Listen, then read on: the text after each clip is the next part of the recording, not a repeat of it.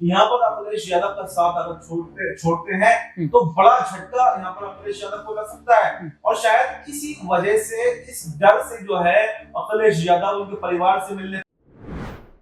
तो क्या जल्द ही जेल से बाहर आ सकते हैं आजम खान और उनके बेटे अब्दुल्ला आजम? और क्या आजम खान अब चंद्रशेखर आजाद रावण की तरफ बढ़ते नजर आ रहे हैं? क्या चंद्रशेखर रावण को मिलने जा रहा है आजम खान और उनके बेटे अब्दुल्ला आजम का साथ? और आखिरकार क्यों समाजवादी पार्टी में लगातार बेचैनियां बढ़ती चली जा रही हैं?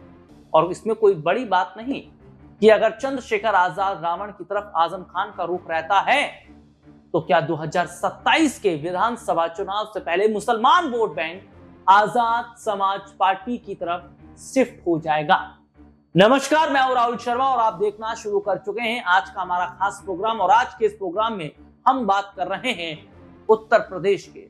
उत्तर प्रदेश की सियासत इन दिनों गरमाई हुई है, जिसकी सबसे बड़ी वजह यह बताई जा रही है कि एक बहुत बड़ा वोट बैंक अब खिसक रहा है समाजवादी पार्टी के हाथ से। ये वोट बैंक है मुसलमान वोट बैंक, जो वोट बैंक अभी तक समाजवादी पार्टी को एक तरफा पड़ता रहा है, वो वोट बैंक छटका है। इसका सबसे बड़ा उदाहरण कुंदर की सीट है। कुंदर की सीट पर समाजवादी पार्टी के प्रत्याशी का हारना और बीजेपी के प्रत्याशी का जीतना ये बताता है कि क्या मुसलमानों का वोट अब बीजेपी को भी मिलने लगा है। क्योंकि यही स्थिति हम दिल्ली में देखते हैं। दिल्ली में जिस तरीके से एक बड़े मुस्लिम चेहरे ने खुद एक इंटरव्यू के दौरान ये कहा कि इस बार के मुसलमानों ने भारतीय जनता पार्टी को वोट किया, क्योंकि बीजेपी ये कहती है कि मुसलमान उन्हें वोट नहीं करते। तो वैसे में अब ये देखा जा रहा है कि उत्तर प्रदेश में जो मुसलमान वोट बैंक है, अगर आजाद समाज पार्टी की तरफ शिफ्ट हो जाता है तो क्या इसका नुकसान अखिलेश यादव को होगा? इसी मुद्दे पर आज हमारे साथ बातचीत करने के लिए हमारे खास सहयोगी अब्बास भाई इस वक्त हमारे साथ मौजूद है। और अब्बास भाई, बहुत बहुत स्वागत है इस प्रोग्राम में आपका। और अब्बास भाई, मेरा पहला सवाल यही रहेगा कि आखिरकार क्या बड़ी वजह है कि आजम खान और उनका परिवार अखिलेश यादव से इतना नाराज चल रहा है कि वे अब आजाद समाज पार्टी की तरफ रुख करते नजर आ रहे हैं?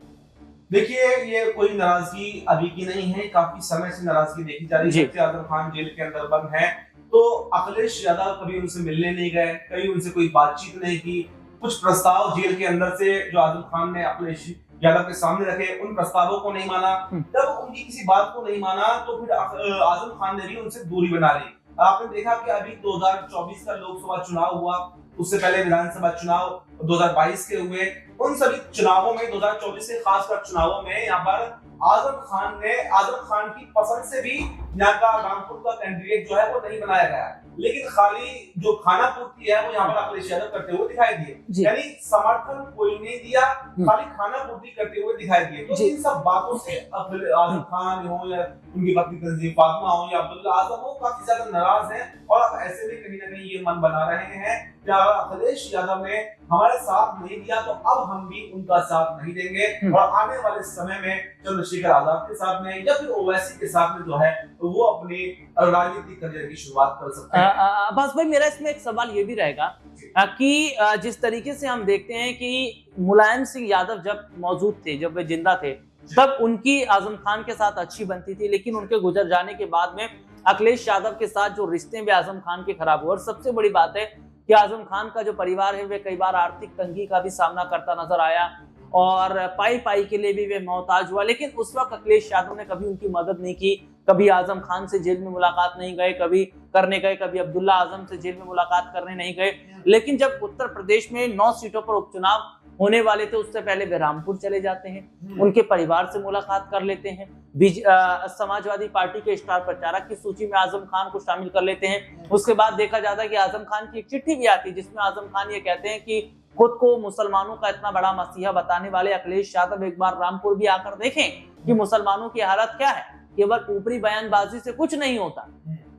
तो बिल्कुल देखिए, ये बात जो आजम खान ने कही, बात कहीं ना कहीं सच भी है, क्योंकि आपको लगातार रामपुर से वोट मिलता रहा है। 7-8 बार के विधायक आजम खान खुद रह चुके हैं, सांसद भी रह चुके हैं। उसके बावजूद अगर आप उस मुसलमान चेहरे का ही कदर नहीं करेंगे तो फिर आप मुसलमान वोटर्स की क्या कदर करेंगे? देखिए, एक बड़ा वोट बैंक उत्तर प्रदेश के अंदर जो है यहाँ पर अखिलेश यादव के साथ में है। और अगर ऐसे में आजम खान यहाँ पर अखिलेश यादव का साथ अगर छोड़ते हैं तो बड़ा झटका यहाँ पर अखिलेश यादव को लग सकता है। और शायद इसी वजह से, इस डर से जो है अखिलेश यादव उनके परिवार से मिलने पहुंच जाते हैं ताकि जो मुस्लिम वोट बैंक है वो उनसे छिड़क ना पाए। लेकिन आने वाले समय में बहुत बड़े उलटफेर उत्तर प्रदेश के अंदर देखने को मिल सकते हैं, क्योंकि जैसे ही अभी सुप्रीम कोर्ट से आजम खान को और उनके बेटे को जमानत मिलती है, उसके बाद में आजम खान का अभी जेल से आना थोड़ा मुश्किल हो सकता है, लेकिन अब्दुल्ला आजम की रिहाई होने वाली है, क्योंकि सुप्रीम कोर्ट ने फाइनल मोहर लगा दी है। राजपुर कोर्ट से जो केस चला था उसको भी फाइनल मोहर लग गई है। तो ऐसे में अब अब्दुल्ला आजम जब जेल से बाहर आएंगे तो बिल्कुल ये संभावना है कि चंद्रशेखर आजाद से मुलाकात कर सकते हैं या ओवैसी से भी मुलाकात कर सकते हैं। और आने वाले 2027 में जो अखिलेश यादव सपना देख रहे थे उत्तर प्रदेश के मुख्यमंत्री बनने का, यहाँ पर उनको बड़ा झटका लगता हुआ दिखाई देगा। थोड़ा सा जिक्र मैं यहाँ पर चंद्रशेखर आजाद का भी करना चाहूंगा। चंद्रशेखर आजाद भी 2027 की चुनाव की तैयारियां करना उन्होंने शुरू कर दी है, और इस समय ये देखा गया कि मायावती से मिलने का समय भी यहाँ पर उन्होंने मांगा है और लगातार मायावती को अपना आदर्श भी बनाते रहे। तो अगर ऐसे में ये देखा जा सकता है कि अगर चंद्रशेखर आजाद मायावती के सामने गठबंधन कर लेते हैं और आजम खान चंद्रशेखर आजाद को समर्थन कर देते हैं, तो यहाँ पर कुछ और ही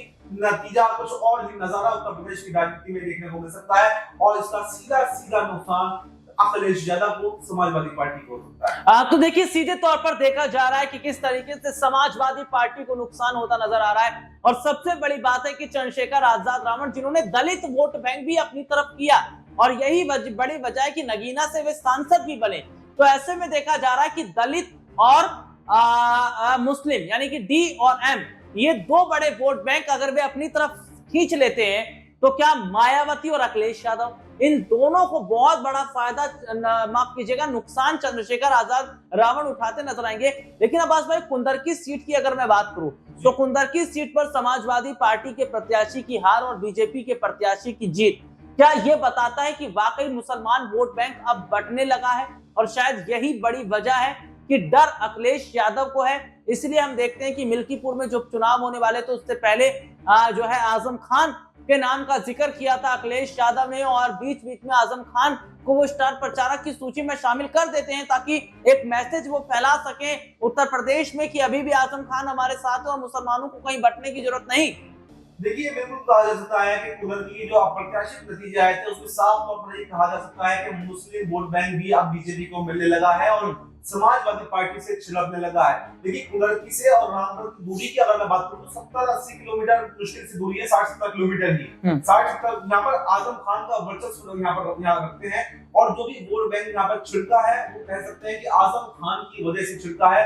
आजम खान का समर्थित वोट बैंक यहाँ पर कुंदरकी के अंदर माना जाता है। तो ऐसे में आजम खान अगर पूरा, अभी तो उन्होंने जो है किसी और पार्टी के साथ में जाने का ऐलान भी नहीं किया था, अगर किसी दूसरी पार्टी के साथ में जाने का ऐलान कर देते हैं तो बड़ा नुकसान जो पश्चिमी उत्तर प्रदेश में तो कम से कम यहाँ पर अखिलेश यादव को लगता हुआ दिखाई दे सकता है, और पूरा का पूरा मुस्लिम वोट बैंक जो है बिखरता हुआ दिखाई दे सकता है, क्योंकि यहाँ पर चंद्रशेखर आजाद रावण के साथ में जा सकता है, कुछ पार्टी मतलब ओवैसी के कैंडिडेट भी कुछ मजबूत हैं तो उनके साथ में भी जा सकता है, और अगर कांग्रेस अगर अलग होकर के चुनाव लड़ती है 2027 में तो यहाँ पर बड़ा नुकसान जो है समाजवादी पार्टी को हो सकता है, और उनका 2027 जीतने का सपना एक सपना ही रह सकता है। हाँ, तो ये एक बहुत बड़ी बात है कि क्या वाकई आजम खान जो है, अगर वे आजाद समाज पार्टी की तरफ बढ़ते हैं, उनका बढ़ने से क्या मुसलमान वोट बैंक भी क्या आजाद समाज पार्टी की तरफ शिफ्ट होता नजर आएगा, और 2027 का विधानसभा चुनाव जिसे जीतने की पूरी ताकत अखिलेश यादव लगाते नजर आ रहे हैं,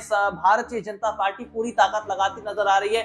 लेकिन क्या इस चुनाव के बीच में चंद्रशेखर आजाद रावण क्या दो का खेल बिगाड़ेंगे, अखिलेश यादव और मायावती का, और क्या एक बार फिर मायावती बीजेपी के साथ मिलकर 2027 के चुनाव में समाजवादी पार्टी को बड़ी हार दिलाती नजर आएंगी? इस मुद्दे पर आपकी क्या राय कमेंट करके जरूर बताएं। फिलहाल आज के इस प्रोग्राम में इतना ही, आपसे फिर दोबारा मुलाकात होगी, तब तक के लिए इजाजत दीजिए, नमस्कार।